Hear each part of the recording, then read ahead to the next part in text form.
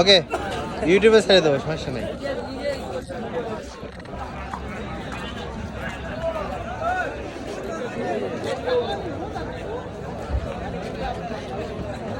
হাসান ভাই ঈদ মুবারক।